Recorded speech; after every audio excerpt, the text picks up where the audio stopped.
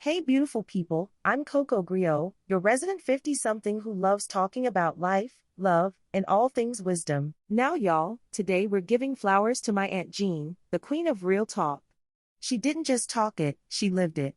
And looking back, I realized my Aunt Jean was a Stoic in a church hat. Aunt Jean used to say, if people ain't feeding or financing you, their opinions don't matter.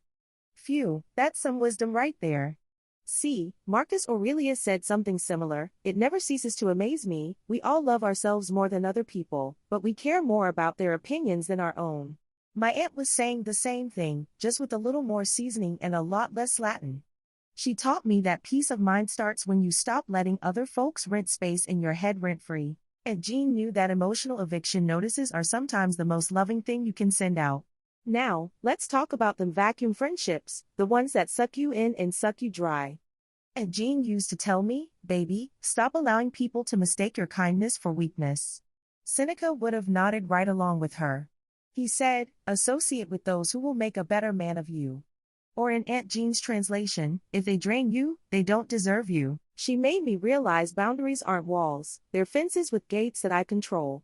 Being excessively kind, as she called it, doesn't make you holy, it just makes you tired. Aunt Jean believed in living on her own terms. No one defines you but you. That's Epictetus all day. It's not what happens to you, but how you respond that matters. Social media got people chasing validation like it's air, but my aunt lived for serenity. A quiet riverbank and a fishing pole were her therapy sessions. That woman could outfish anybody, and while she sat there reeling in catfish, she was also reeling in peace.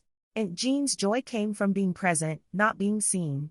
That's Stoicism in motion, finding contentment in what you can control and letting the rest float downstream.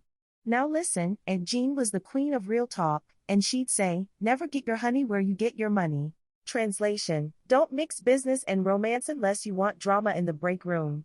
Stoics believed in order and discipline, they'd call this temperance. And Jean called it keeping your business and your pleasure on separate plates. She wasn't judging, she just knew peace and paycheck protection go hand in hand. And baby, she was right. Now here's where she really laid the truth down.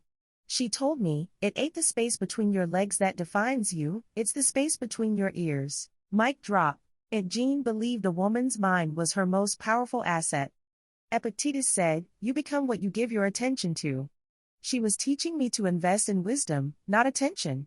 After my husband passed, I dated again, but I carried her voice with me, value yourself, protect your peace, and love from your overflow, not from your emptiness. Every lesson Aunt Jean taught me, from boundaries to self-respect, is a masterclass in stoicism with a southern drawl. She lived by the principle, you can't control people, but you can control you.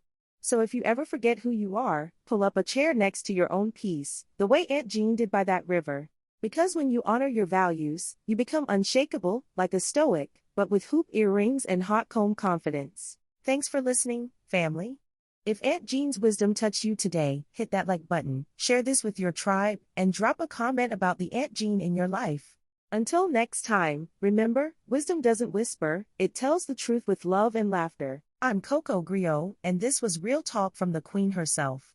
Please like the video and subscribe to the channel. If you have or had an auntie who shared real wisdom with you, drop the words Real Auntie in the comments.